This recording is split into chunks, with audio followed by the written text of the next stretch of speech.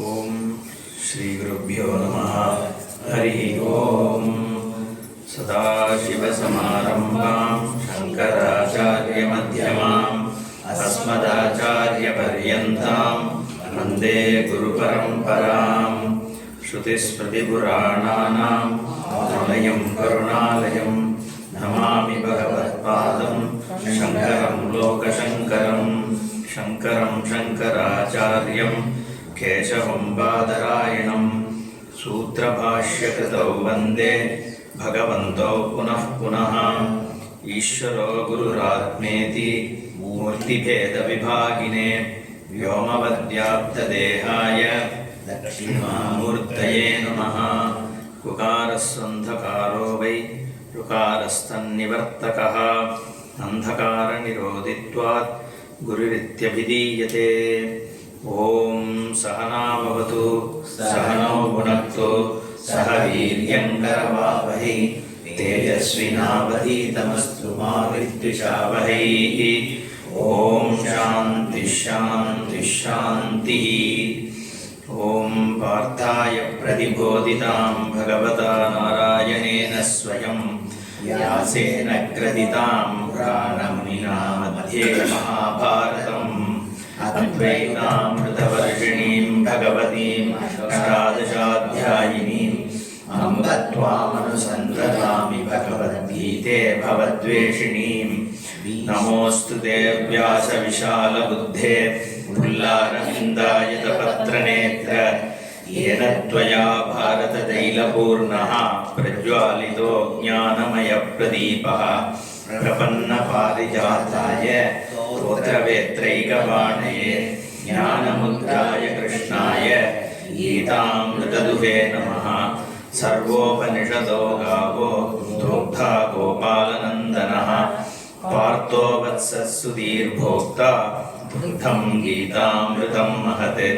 वसुदेवसुतं देवं कंसचाणूरमर्दनं देवकी परमानन्दं कृष्णं वन्दे जगद्गुरुं। भीष्मद्रोणतराजयद्रथजला गान्धारनीलोत्पला शल्यग्राहवती कृपेण महनी कर्णेन वेलाकुला। अश्वत्थामविकर्णघोरमकरा दुर्योधनावर्तिनी सोत्तीर्णा कल्पाण्डवैरनदी कैवर्तकः केशवः। पाराशर्यवचः सरोजममलं गीतार्थगन्धोत्कटं नानाख्यानककेसरं हरिकथा सम्बोधनाबोधितं। लोके सज्जनषट्पदैरहरहः तेपीयमानं मुदा भूयात् भारतपङ्कजं कलिमलप्रध्वंसिनः श्रेयसे। मूकं करोति वाचालं पङ्गुं लङ्घयते गिरिं यत्कृपातमहं वन्दे परमानन्दमाधवम्। यं ब्रह्मा वरुणेन्द्ररुद्रमरुतः स्तुवन्ति दिव्यैस्तवैः वेदैः साङ्गपदक्रमोपनिषदैः गायन्ति यं सामगाः।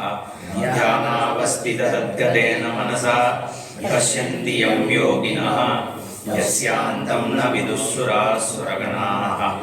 देवाय तस्मै नमः। अथ द्वितीयोऽध्यायः।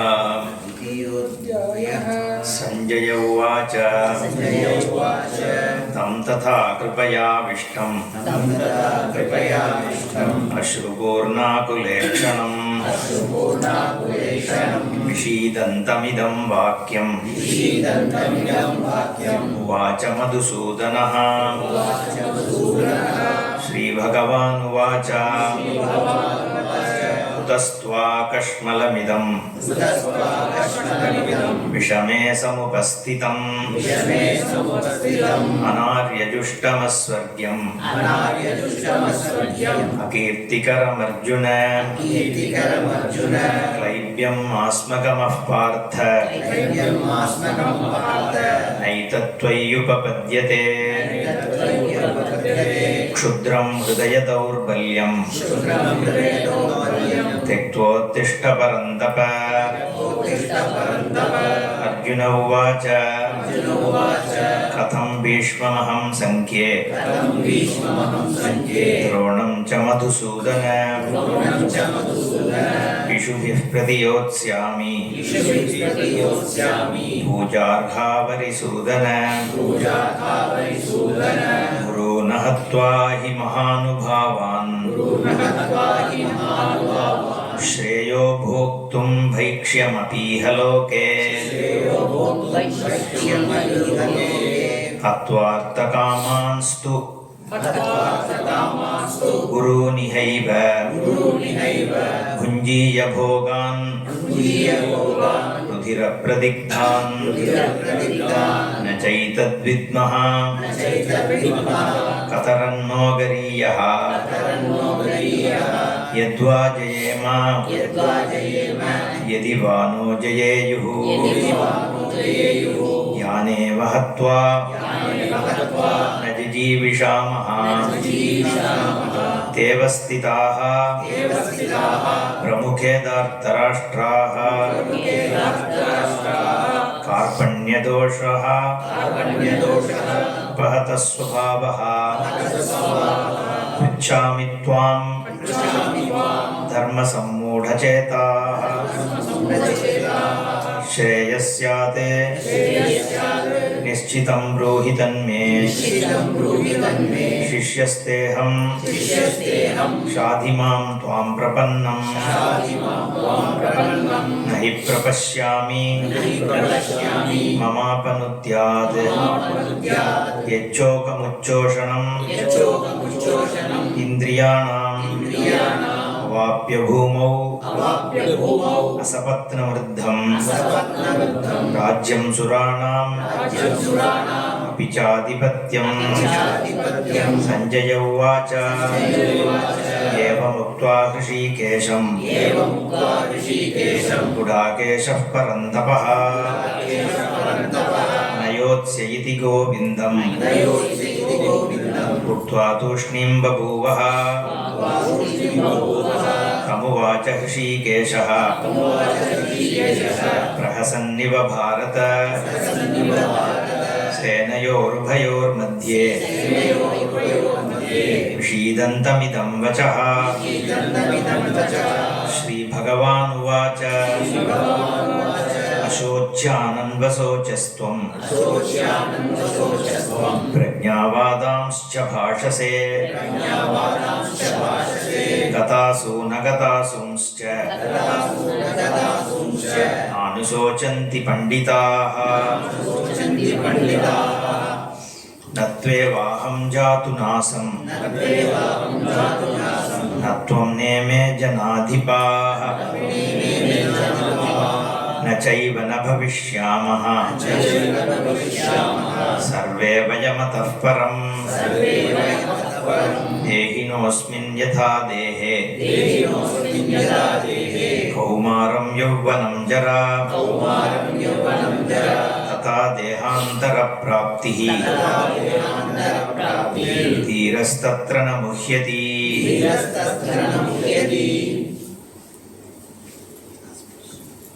So, Bhagavan started with the Nivritti shloka that we spoke about. Ashochyana anvasochahatma. So, whatever you are grieving for, it doesn't deserve the grief. And that was explained through Bhashyakara's commentary, because Bhagavan doesn't say why, right? He just said it doesn't deserve grief because there was no time where we never existed or we are not going to not exist. So there is a double negation. So how is that? If that is so, how do you understand that? How do we assimilate this knowledge, right? So just because Bhagavan says you will always exist doesn't mean we will immediately believe that, right? So that is where we have to understand what this I that he is speaking about. So he didn't directly talk about it yet, but in next couple of verses he is going to give a sense of it. Okay. So he spoke about it, and then he also gave an example in terms of how within the same body we are experiencing different states from childhood to adulthood and old age. But then we as the perceiver of this body and the Jagat, we remain the same. We haven't changed from as an entity which is experiencing this. So he says it's very similarly, it's a sequence of experience, right? So we have already said life is, what is life is, but is a sequence of experience which includes experiencing your own body also, right? So as an experiencer, what is your reality is the question being discussed here. So like we said, Arjuna is asking for Param Shreyas. Shishyasteham Shadimam Tvam Prat. I am just, see, there are three types of thing, right? There is a Vidyarthi, there is Antevasi, and then we say Shishya. So all three mean student. What is the difference? Somebody goes to a school or comes for a camp is a Vidyarthi. The person wants some knowledge, he comes here to accumulate something and goes away, right? So there is no big relationship between the person who is teaching and the person who is gaining the Vidya. The person is just coming to gain some knowledge, comes for a lecture, goes to school, classes and all that. Then the second one is a Antevasi, who lives inside a campus, but then he's still not a Sishya. We'll come to Sishya, what Sishya is. See, Sishya is, between Sishya and Antevasi, the difference is in terms of the attitude of Sishya and the Guru between each other. And Antevasi can become a Sishya, but is not necessarily a Sishya, because the person may be an indweller in an ashram or campus, but the person's commitment and the relationship between Guru and Sishya is still not there, right? That is an Antevasi. The Sishya is the full person, right? The Swamiji used to say that the teacher should miss the student when the student is not there. If somebody is like that, then that person is a Sishya. So you should feel the absence of that person when you are teaching. So if somebody is that receptive and there is also a relationship between the Guru and Sishya, then that person is called a Sishya. So now here Arjuna has said Shishyaha Teham. Okay. And give me what is Yashreyaha Syat. Give me the Shreyas.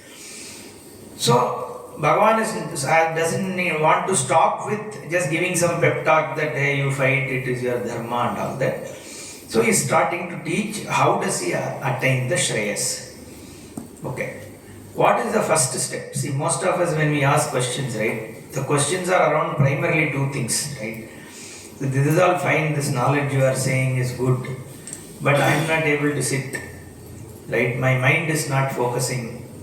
My legs are paining, I become old. So there is a physical problems which can become a hindrance. Then mental problems, emotional issues can become a hindrance, right? So Bhagavan starts with physical now. So he says, next verse, Matra sparshastu kaunteya Sitoshna sukha dukkatha Agamapayino nityaha Tanti tikshasva bharata. Okay. So this is what Jaishankar ji was also talking about, right, today morning. So titiksha. So this is the preparation, right? So titiksha stands for Shamadhi Shatka Sampattihi, Mumukshutvam, everything, right? It's an Upalakshana. So here we will give the Anvaya first. Kaunteya Matra Sparshaha tu Sita Ushna Sukha Dukkadaha Agama Apayinaha Anityaha Bharata Tantitikshasva. Okay. The literal meaning here is He Kaunteya Kunti Putra Matra Sparshaha. Matra Nam Sparshaha. Matra, so it is the sensory organs coming in touch with sensory world. Okay. Miyate iti matraha and all that Bhashyakara will give explanation here. To indeed Sita Ushna Sukha Dukkadaha, okay, which can give rise to cold and heat, pleasure and pain. So the dualities, pairs of opposites. Agamaha apayinaha, that which keep coming and going, anityaha bharata, tan titikshasva, so may you actually, bear with it, endure. Titikshasva means enduring. So why should, enduring is, see, that is where all this tapas and other things we talk about, right?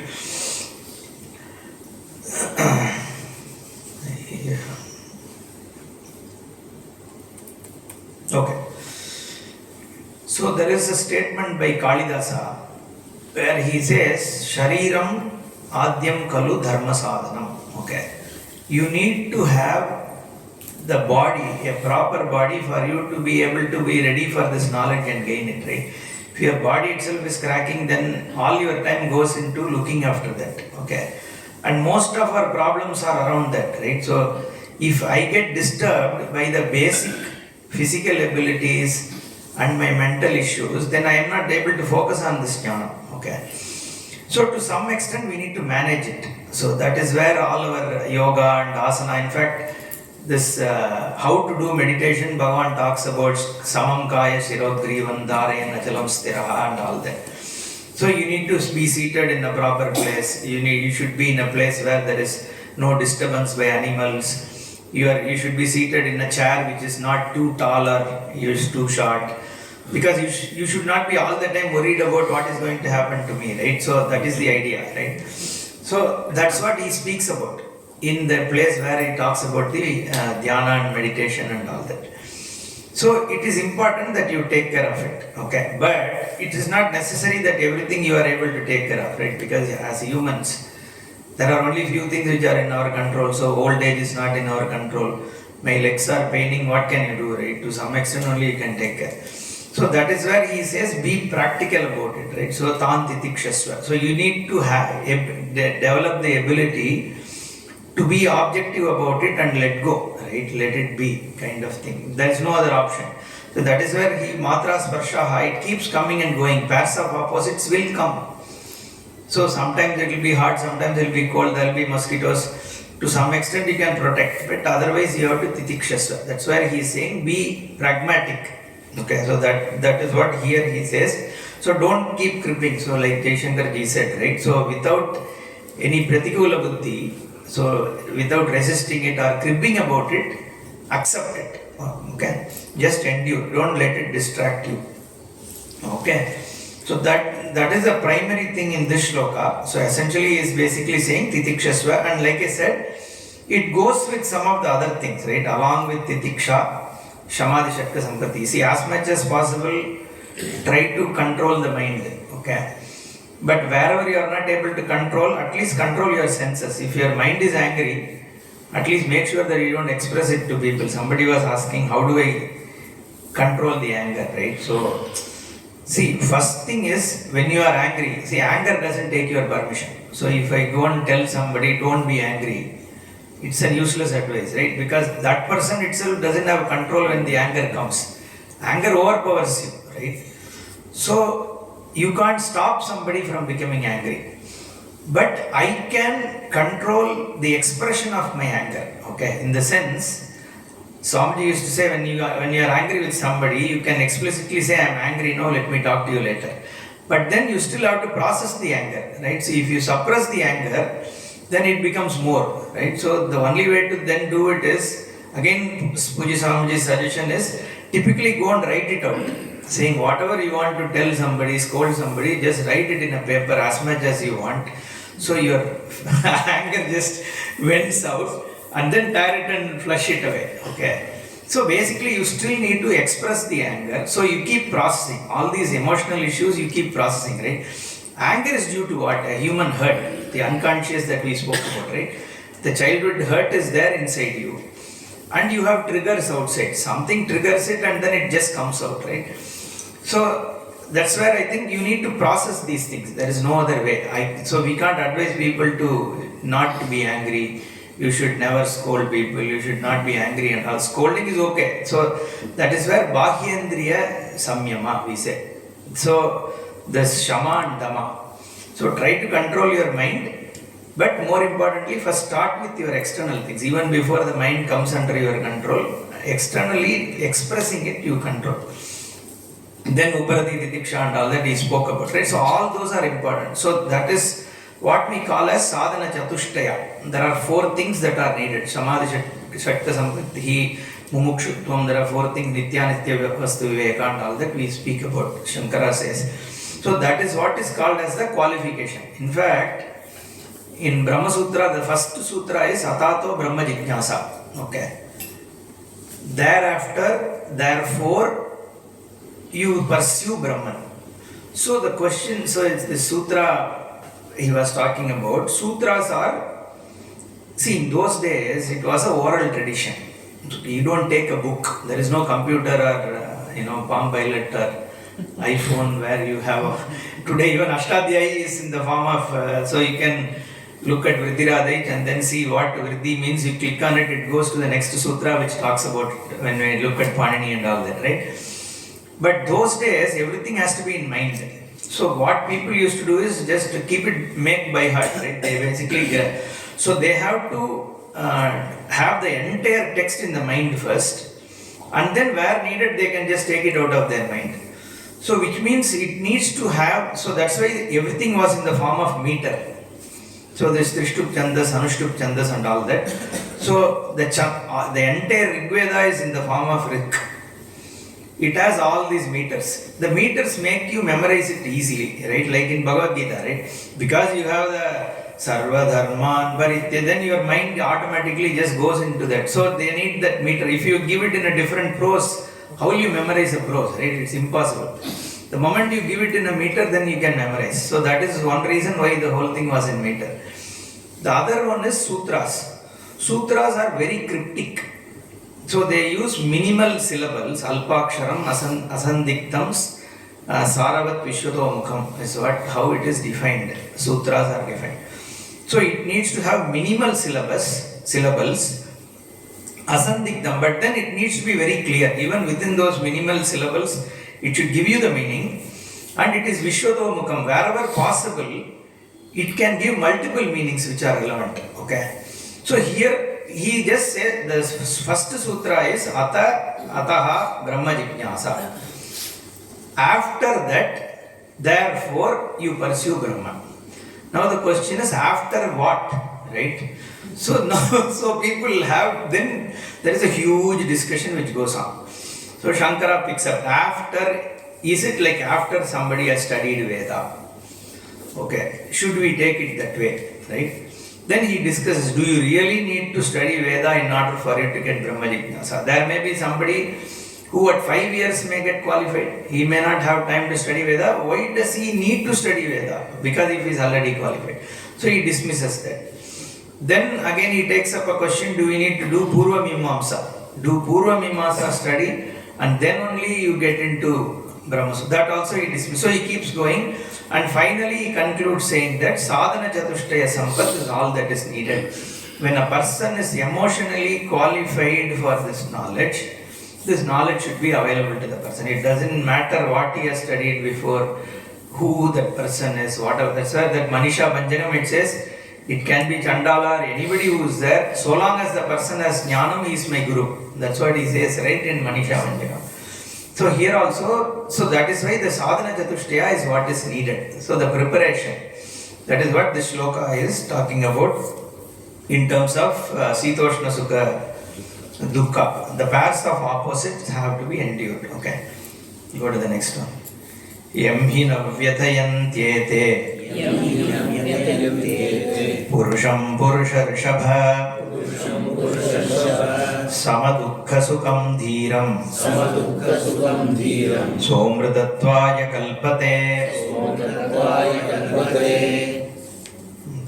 amritatvaya kalpate. The person is qualified for gaining the moksha. That's what it means, right? Amritatvam. Mritatvam, what is mrityu? Mrityu generally we say is death, right? But every kshana we are dying. So our physical body, which was few seconds back, is not same as what it is now. We keep changing. So our body keeps on changing, right? So every moment the world around us is changing. When a river is flowing, the water at one place, after the next second, is not going to come to the same place ever again, right? So it is gone. So everything we see keeps just flowing, right? Like a movie, right? Every frame, it just keeps going, right? So the whole world is just going in front of us, right? And we are witnessing the whole thing. So everything keeps changing. So the Mritatvam is every kshana there is Mrityu. Okay, Mrityu is, so at one point it's a final Mrityu, but then every kshana you are changing, right? So that Amritatvam is that change, you are coming out of the change itself. Okay. That's why it is, so Mrityunjaya is what we say, right? So you win Mrityu. It's not that at the end you don't die and you live like with the physical body all the time. We talk about Chiranjeevis and all that, right? Like Vyasa lives through his works, right? He is Chiranjeevi. In a sense, without Vyasa, where is our Hinduism, right? So Vyasasya mukhena vangmayam amritam jagat pibati is what it says. So whatever we are drinking is what the Vyasas, thrown from Vyasa's mouth is what, so everything is Vyasa. The Puranas were written by Vyasa, the Veda was classified by Vyasa, Mahabharata was written by Vyasa, Bhagavad Gita is by Vyasa, Brahma Sutra is by, so it just goes on, right? Any source, whether you are a Dvaiti or Visishtadvaiti or an Advaiti or whatever it is, ISKCON, you have to go to Vyasa only, right? So whether you accept Shankara or Madhva, but you cannot say I don't accept Vyasa, because Vyasa is the prime. That's why we say Bhashyakaram, Shankaram and Mahavishnu as Veda Vyasa, right? So what I am saying is he is Chiranjeevi, right? Until the world exists, Vyasa will be there. Without thinking of Vyasa, we can't think anything. But that's a different thing. But here Amritattvam is at this kshana itself, the nature of changingness. So you come out of it. That is what is called liberation or Amritattvam. There is no Mrita. If there is, so change means any change is destruction, right? So there are, we talk about Asti, Jayate, Vardate, Viparinamate, Apakshiyate, Vinashyati. There are 6 changes which happen, right? So you are born and then you are there. Then it grows. You are anything, right? Grows. Then it slowly starts declining, starts changing, starts declining, and then it gets destroyed, right? So anything which changes need to have the 6 phase. But that means you need to be an unchanging Swarupa. Only if you are an unchanging Swarupa, then the Shadbhava won't be there. If you are unchanging, if you have Avayava and Guna, that is always a changing thing, right? So a Niravaya Nirguna Vastu only is unchanging. And as a Sakshi, you are witnessing all changes, but yourself you don't change. Because for you to witness a change, you should be unchanging. When somebody has to witness a movie which is going on, you need to be stagnant, right? If you are also part of movie, you can't witness a change. So that is your Swarupa, and that once you gain that, Amritatvaya Kalpate. And what is this gain? Okay. There is one story, Shankara says we would have heard this story also, in Taittiriya. It's called Dasamo Nashtaha. 10th man is lost. Okay. So, these 10 people, the Paramartha Guru has 10 students. So, they want to cross Ganges and go to the other side for some wedding. Okay. So, he says, go, but be careful. Okay. Once you have crossed, make sure all of you are there so that you can come back properly. And these are all very intelligent students. Okay. So, they cross and go to the other side. And then they start counting 1, 2, 3, 4, 5, 6, 7, 8, 9. Okay, one guy is missing. So then this fellow says, no, you are not counting correctly, let me count. Then he counts, again only 9 are there. Everybody keeps counting, only 9 are there. So they are sitting and crying. 10th man is lost. Okay, he has been swept away by Ganges. Okay. No, they don't know what to do. Okay, the Guru told this thing we are counting. Then one person comes, he is the Guru, okay, he comes there. So they say, 10th man is lost. And because he says, why? Then he says, count, see there are only 9 people, this fellow counts and shows. So this person has understood that what is going on here. So he knows there is no problem, nobody has really died, so he can walk away. right? It doesn't matter because there is no problem. They are unnecessarily crying, right? So a guru, for guru there is no problem with anybody, right? It's only Brahman. But because of karuna, that is why he is apara karuna sindhu, we say karunya, because without seeing a problem, the actual problem being there is still only through his karunya he is addressing it, right? Then he says, I will, okay, let me find the 10th person for you, okay? Then prakriya comes. If you say, no, 10th person is there, this guy won't understand. So he says, okay, let me teach you to count. Okay, so you say 1, 2, 3, 4, 9, and then he takes the finger and says, this is the 10th man. Okay, so that is called prakriya. So the Shastra as a prakriya, Guru actually shows that who you are, that which you are missing, right? So that is the prakriya. Then these people understand, oh, I got the 10th man. Now, will you say the 10th man was God or was already there? Both are true, right? Because for them, the dukkha which was there is as much as having lost the 10th man, right? Even though they didn't lose, for them the problem is real. See, if you take the rope as a snake, if you are still crying and jumping away from it, it is as good. It may not bite you, but your dukkha is real, no? So that is where the worldly dukkha, we can say everything is Brahman, but then for the person who is suffering, the suffering is true.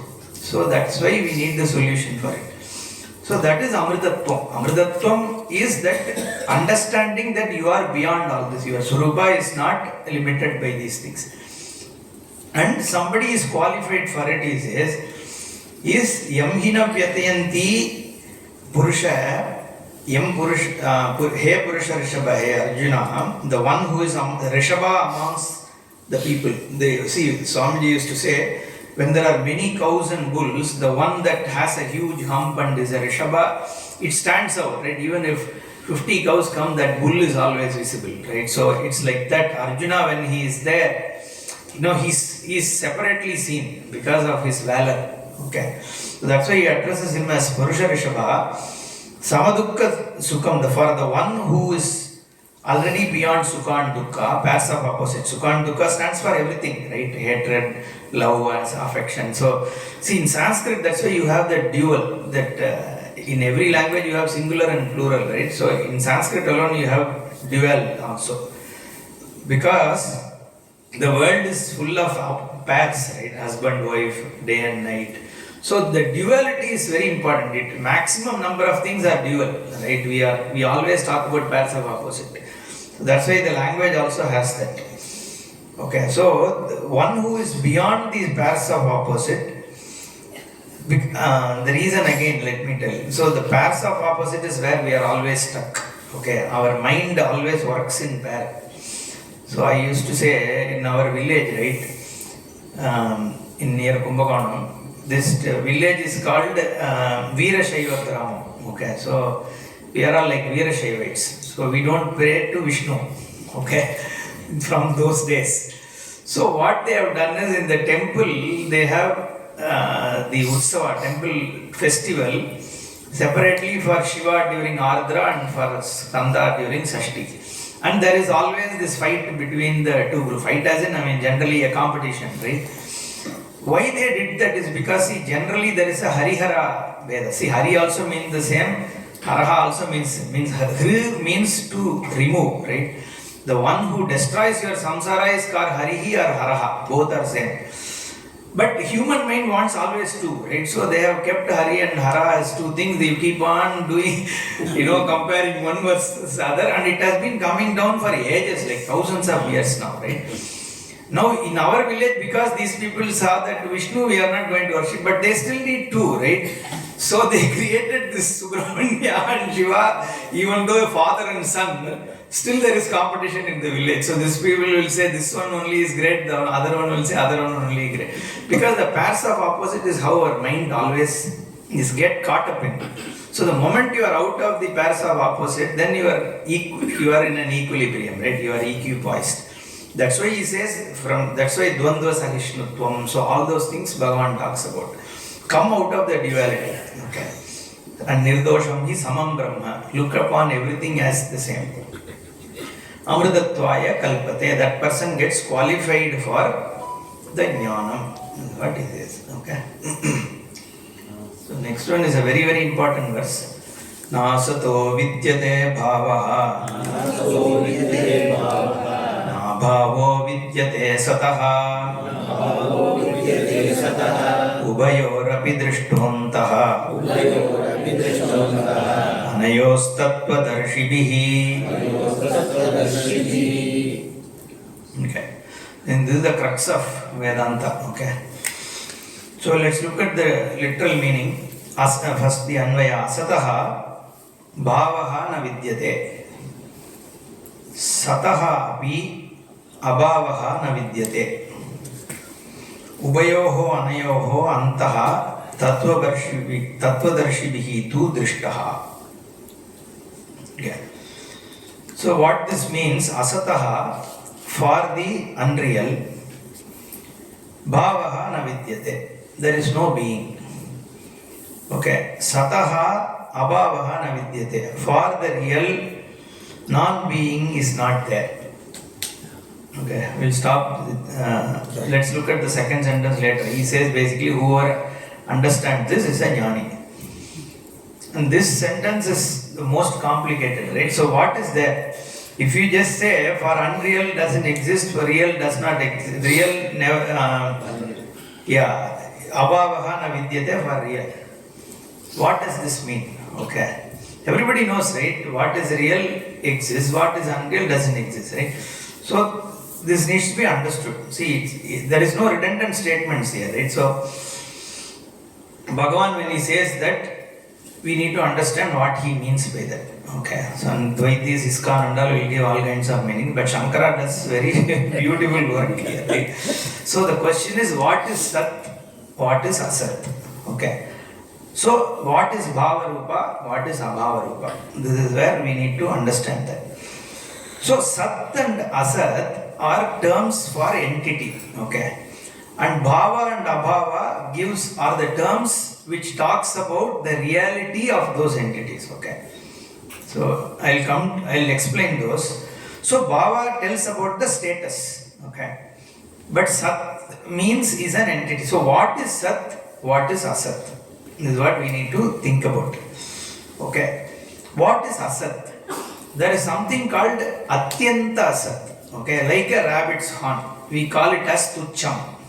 Okay. Tucham means that doesn't exist. Okay. So, like human horn, rabbit's horn, we talk about, right? Mirage water. These don't exist at all. But Bhagavan doesn't need to say that rabbit's horn doesn't exist, right? So, that is not the unreal he is talking about.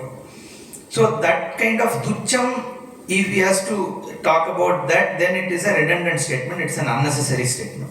So we are not talking about a total non-existent thing. So that means, but then we use a term not Tucham but Asat, that which is not Sat. But at the same time it is not Tucham also. That's what it means. So it is not a total non-existence, but it is also not Satyam. Okay, so it is somewhere in between. That's why we call it as Asat. Okay. So, and what is that Asat? Okay. That is what we call as Mithya. So, the dependent reality is what is called as Asat. Okay. Here, there is also another beautiful discussion about Sangataha, Sanpataha thing. I don't know if we will have time today, we'll do it in the evening. But let's first look at this Sat and Asat, right? This, again there is another thing called Sadasatvyam, Anirvachaniyam, Maya and all that. We will come to that later. But here, Asat is Mithya. Okay. The Mithya is not Tucham, not Satyam. Okay. What is Sat? Sat is spoken about in Chandogya. Chandogya in detail covers Sadeva Saumya Idamagra Asit Ekameva Dvidiyam Tat Satyam Sa Atma Tattvamasi Shvetaketo. That is where the Tattvamasi Mahavakya comes. Okay. So he says Sadeva Asit. Okay. Like Shankara again gives an example of Mrinmayam Gataha. In fact, Upanishad itself talks about the Mrid Gataha, Mrideva Asit kind of thing. So it gives a simile here. So when somebody is going out of a village, in the morning he crosses the pot maker's place and there is a lump of clay there. Okay, there's a huge lump of clay. So he goes and then comes back in the evening, he doesn't see the clay. He just sees lot of clay objects. Now, then he understands that what is seen as clay objects was clay, and what is seen is now also only clay. And it takes the same thing into the Sadeva Saumya Idam Agra Asit. Earlier everything was Sat, and now it is all Jagat. Okay, so what was Sat is now this world. Does that mean the Sat has modified itself to become the world? Is the question. Okay, that is called Parinami Karana. Yesterday it was milk, today it is curd, tomorrow it will be butter, day after tomorrow it is ghee. So this is Parinami. Okay, it keeps changing, right? The other kind of change is what we call as Vivarta Karana. Without undergoing any change, without giving up its own Surupa, it is appearing as something else, which is called Vivarta Karana. Okay. So this Sat as a Karana for the Jagat, as a cause of this world, doesn't undergo any change at all. So when I say it was Sat, it is Sat now also. Okay. Then how come this world is visible? So it says Vachalambanam Vikaro Namadeyam Mrittika Ityeva Satyam. So there is Vak and there is an Alambanam for Vak. Okay. This is all. I know this is Upanishad, it is going very high, but just listen, it's okay. Sometime you will understand. So there are words. I say there is pot and there is a shape which connects to the word called pot. Okay, so I cannot dismiss there is a form. There is a form called pot and the word pot is associated with that form. But is there an entity called pot other than it being clay? So then if it is clay, then what is pot? Shastra says it is Vakalambanam. There is nothing but a word and meaning that is there. But there is no substance. You are able to transact. It is there for you to transact with.